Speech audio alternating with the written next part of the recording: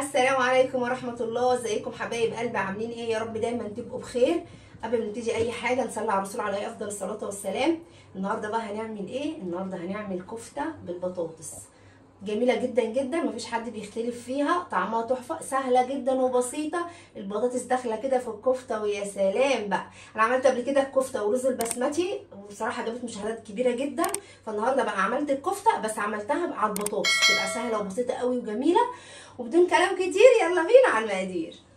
دلوقتي بقى يا حبايب قلبي هنعمل ايه؟ هنعمل الكفته بالبطاطس، سهله جدا وبسيطه قوي قوي قوي، مفيهاش اي حاجه. هنعمل ايه دلوقتي؟ احنا جايبه ده كيلو الا ربع لحمه، طبعا الكميات اللي انت عايزاها، بس انا بقول لك يعني ده كيلو الا ربع لحمه، ودي بطاطس كيلو بطاطس، ودي بصلتين ايه يعني متوسطين. انا بقطعه صغير، عايزه تقطعيه حلقات مفيش مشكله، عايزه تقطعيه بقى بالطول التقطيعه برده اللي انت عايزاه، بس انا بصغره شويه ولو هو كبير ولا صغير عشان بس ما بيبقى باين ولادي مش بيرضوا ياكلوه.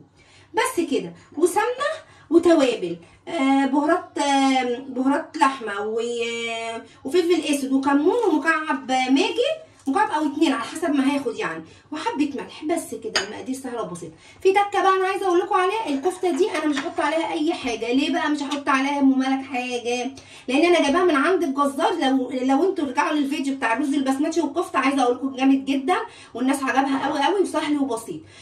الكفته ديت انا بجيبها من عند الجزار زي ما هي متبله وكل حاجه، يعني مش هنتعب فيها، يا دوبك بس هصبعها معاكم وبس كده، مش هيبقى فيه اي حاجه، واكله سهله جدا وبسيطه. هنعمل ايه؟ الكفته طبعا جاهزه عليها كل حاجه، مش هحط لها اي توابل. التوابل دي بتاعت البطاطس. هصبع الكفته واديها صدمه على النار وهوريكم انا هعمل ايه، وبعدين اطلع الكفته واخد بقى الصوص الجامد. وعايزه اقول لكم السمنه دي بتاعت الكفته اللي فاتت انا ما برميهاش، لان بتنزل سمنه كده بس يعني مش كتير قوي، بس انا بجمعهم على بعض وتعملي بيهم بقى مكرونه محمره، اكلات كتير بتبقى جامده جدا. بس كده. دي بقى البطاطس انا طبعا غسلاها ونقعها في ميه. بصي انا بقطعها صوابع كده، احنا بنحبها كده لتغييرا عن صينيه البطاطس، يعني انت بس تقطعيها حلقات مفيش مشكله، الطريقه اللي انت عايزاها اعمليها، بس انا بعملها كده بحيث ان في تغيير، ما يبقاش زي صينيه البطاطس العاديه يعني، بس تبقى مكعبات تخينه كده. بعد ما الكفته بتطلع بقوم حاطه عليها بقى البطاطس والبصل والتوابل، بس احنا ما بنحبهاش الا كده بس كده، ولا بقى طماطم ولا فلفل عشان ولادي عشان بنتي صغيره ولا اي حاجه من الكلام ده. سهله وبسيطه، والكفته ام بطاطس بقى بتكاتها وحركاتها من ملك. ويلا بينا على البوتاجاز اقول لكم هنعمل ايه. بس كده، وهنزل بقى بقيه الكفته كلها. بصوا هي بدات تنزل، هزودها بس ربع كوبايه ميه مش ماده دهنيه، عشان خاطر هي مش مستاهله ان هي نزودها دهون، لان هي هتنزل لسه دهون. بصوا شويه ميه كده وهي بقى هتنزل، بس مع ما تشرب شويه الميه هتكون هي نزلت كل دهونها، والنار تبقى على نار عاليه وتنشف كده وتاخد صدمتها، وهرجع لكم تاني بعد ما تخلص. بعد بقى بصوا يا حبايب قلبي، بعد ما خدت اللون الحلو ده وشايفينه جميل، طبعا هي لسه فيها صوص. طبعا انا لو انا هعملها مش هحطها على بطاطس، هنشفها خالص من الصوص اللي فيها دوت، لكن انا عشان كده هتاخد لسه هتدخل الفرن وتتحط على البطاطس، فانا اصلا مزوده ايه الميه والصوص والسمنه دي اللي نازله منها على شويه الميه عشان احط بقى فيها البطاطس. هطلعهم بره، عايزه اقول لكم جامده ومريحه جدا، ولا هنقعد بقى نعمل. هو الجزار بيتبلها لك تتبيلته واحده ما بتتغيرش، يعني لو عندك جزار كويس هيكون بيعملها. عايزه اقول لكم بتبقى طعمها تحفه وسهله، ولا بقى نفضل نعمل فيها دوبك كتير.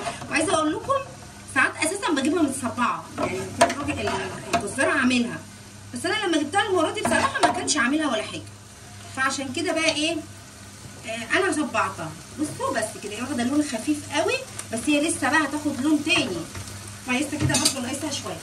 مكان بقى الصوص دوت، طبعا هو الصوص ده كله مش سمنه بس، لا ده سمنه وميه، هنزود له بس حته سمنه من برضه بتاعه الكفته بتاع كانت مرات قبل كده يعني. بس كده، واقوم عامله بقى ايه كده بقى في اكلتي السهله البسيطه النهارده، تسيح كده واقوم منزله عليها البصله. عايزاكم بقى البطاطس تاخد من الطعم ده يا لهوي جامده جدا. واقوم اجيب البصل ايه تقليبتين مش كتير يعني، مش هنقلب كتير، تقليبتين بس كده. بصوا كده ياخد الطعم ده، وبعدين بقى جايبه البطاطس وهي نيه، واقوم بقى منزلاها كده. في ناس بقى بتسلقها نص سلقه، بس انا لا، نيه زي صينيه بطاطس هتستوي اصلا، مش هتاخد سوا خالص. احنا لسه هنزودها طبعا ميه. بس كده هنزلها الكميه كلها، واقوم بقى مزوداها شويه ميه. عايزه اقول لكم بقى، وهسيبها تستوي، هتبقى جامده جدا.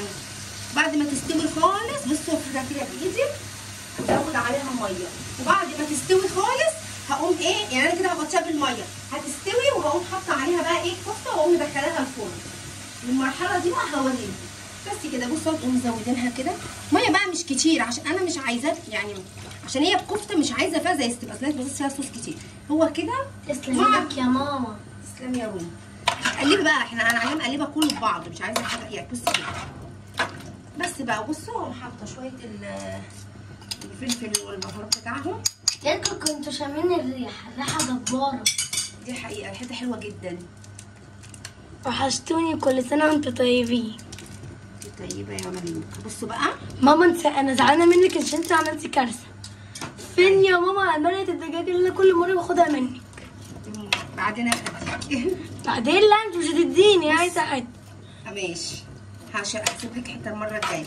بصوا بس كده عايزه لكم شكلها هتنشف بقى وهتستوي في الصوص ده وهتبقى جامده بقى. بس كده هسيبها بقى تستوي واغطيها واسيبها تستوي، وبعدين اقوم رص عليها الكفته واقوم مدخلاها بقى الفرن تاخد وش وارجع لكم تاني.